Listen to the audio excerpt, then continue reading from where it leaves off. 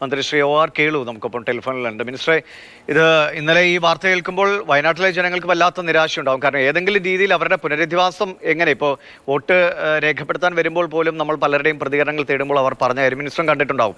അവരുടെ പുനരധിവാസം എത്രയും വേഗം സാധ്യമാകണമെന്നാണ്. അവരുടെ സ്വന്തമായ ഒരു വീട്ടിലേക്ക് കയറിക്കിടക്കാൻ കഴിയുക ഏതൊരു മനുഷ്യനും വലിയ ആഗ്രഹമാണ്. അപ്പോൾ ഈ ദേശീയ ദുരന്തമായി പ്രഖ്യാപിക്കാൻ കഴിയില്ല, കൂടുതൽ ഫണ്ട് വരാനുള്ള ഒരു പ്രതിസന്ധികളൊക്കെ പറയുമ്പോൾ ആളുകൾ വല്ലാതെ തകർന്നു പോകും. എങ്ങനെയാണ് സംസ്ഥാന സർക്കാർ ഇതിനെ നേരിടുക? കേന്ദ്രത്തിന് മുന്നിൽ വീണ്ടും നമ്മുടെ ഈ ആവശ്യം ഉന്നയിക്കാനുള്ള സാധ്യതകളുണ്ടോ?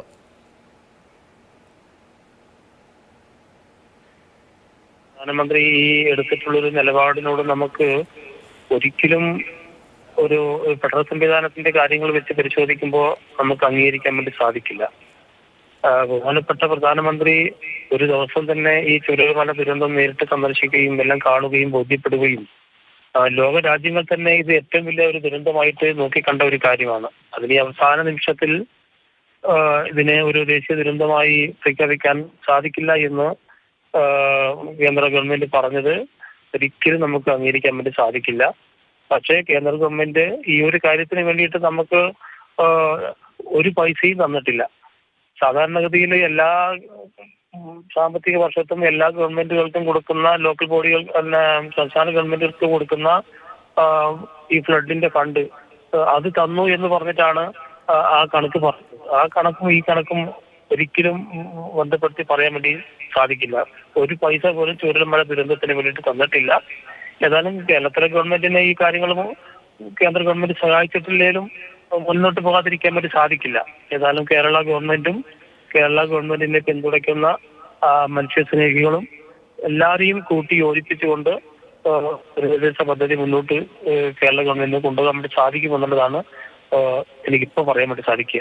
മിനിസ്റ്റർ, ഇപ്പൊ ഈ കേന്ദ്രം പറയുന്നത് നിലവിലെ ചട്ടങ്ങൾ അനുസരിച്ച് ദേശീയ ദുരന്തമായി പ്രഖ്യാപിക്കുക എന്നൊരു നിലയിൽ ഒരു സംസ്ഥാനത്തിന്റെ മൂന്നിലൊന്ന് ആളുകളെ ഒരു ദുരന്തം ബാധിച്ചാലൊക്കെയാണ് അത്തരത്തിലുള്ള പ്രഖ്യാപനങ്ങളിലേക്ക് പോവുക എന്നാണ്. അപ്പോൾ ആ രീതിയിൽ നോക്കുമ്പോൾ ആ പരിഗണനാ പട്ടികയിൽ ഈ ദുരന്തം വരില്ല. പക്ഷേ അതിൻ്റെ ഒരു ആഘാതവും അത് കേരളം എത്രത്തോളം ചർച്ച ചെയ്തു, കേരളത്തിൽ എങ്ങനെയാണ് അതിനെ മറികടക്കാനുള്ള ശ്രമങ്ങൾ നടത്തിയതൊക്കെ കേന്ദ്രം കണ്ടതാണ്. അപ്പോൾ ആ നിലയ്ക്കുള്ള ഒരു പരിഗണന ഉണ്ടാകുമെന്നാണ് നമ്മൾ പ്രതീക്ഷ. ഇപ്പോൾ അങ്ങനെ പറഞ്ഞ പോലെ നീക്കിയിരിപ്പായി 394 കോടി ദുരന്ത നിവാരണ ഫണ്ടിലുണ്ട്. പിന്നീട് 388 കോടി രൂപ 24-25 സാമ്പത്തിക വർഷത്തിലെ കണക്കിലേക്ക് തന്നിട്ടുണ്ട്. അപ്പോൾ ഈ പണമൊക്കെ ഉണ്ട്.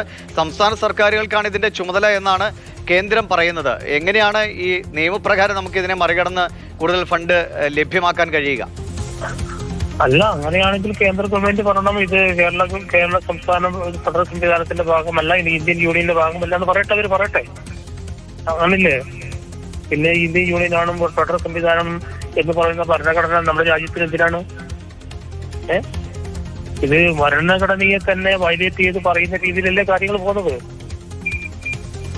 അങ്ങനെയല്ലേ കാണുന്നത്? പിന്നെ സാധാരണഗതിയിൽ എല്ലാ സാമ്പത്തിക വർഷവും ഒരു ഫ്ലഡിന്റെ ഫണ്ട് കേന്ദ്ര ഗവൺമെന്റിനുണ്ട്. ആ കേന്ദ്ര ഗവൺമെന്റിന്റെ ഫ്ലഡിന്റെ ഫണ്ട് എല്ലാ സംസ്ഥാനങ്ങൾക്കും വരൾച്ച വരുമ്പോഴും ഫ്ലഡ് വരുമ്പോഴും കാലാകാലമായിട്ട് വീതിച്ചു കൊടുക്കുന്ന ഒരു സംഖ്യയുണ്ട്. സംഖ്യയുണ്ട്. അതല്ലേ പിന്നെ തന്നത്. അതും ഇതും കൂട്ടി വർത്താനം പറയേണ്ട ഒരു കാര്യമില്ലല്ലോ. ഇനിയും ശ്രമമുണ്ടാവും സംസ്ഥാന സർക്കാരിന്റെ ഭാഗത്തുനിന്ന്. സാധ്യമായത് ലഭ്യമാക്കാൻ അല്ലെങ്കിൽ കിട്ടാനുള്ള ശ്രമങ്ങൾ തുടരും അല്ലെ?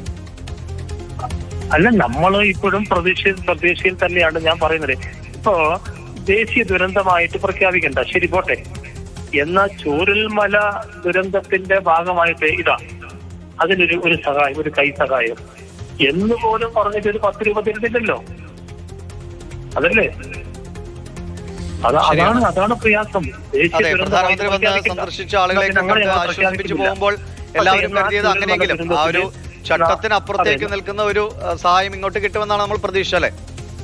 പ്രതീക്ഷ. നമ്മൾ അങ്ങനെ ദേശീയ ദുരന്തമായിട്ട് പ്രഖ്യാപിക്കുമ്പോൾ നമുക്ക് കാര്യമായിട്ടൊരു സഹായം കിട്ടുമെന്നാണ് നമ്മൾ വിചാരിച്ചത്.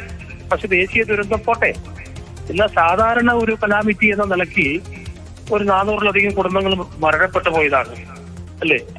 അവരെ സഹായിക്കാനായിട്ട് ഇത്ര രൂപ എന്ന് പറഞ്ഞിട്ട് ഞങ്ങൾ ദേശീയ ദുരന്തമായിട്ട് പ്രഖ്യാപിക്കുന്നില്ല എന്ന് പറഞ്ഞ ഒരു രസമുണ്ട്. ഇത് അതും ചെയ്യുന്നില്ലല്ലോ. അതെ, തീർച്ചയായും കേരളത്തിന്റെ ഭാഗത്ത് നിന്ന് ഇനിയും സമ്മർദ്ദം തുടരേണ്ട സാഹചര്യം നിലനിൽക്കുന്നു. വളരെ നന്ദി മിനിസ്റ്റർ OR കേളു പ്രതികരണം അറിയിച്ചതിന്.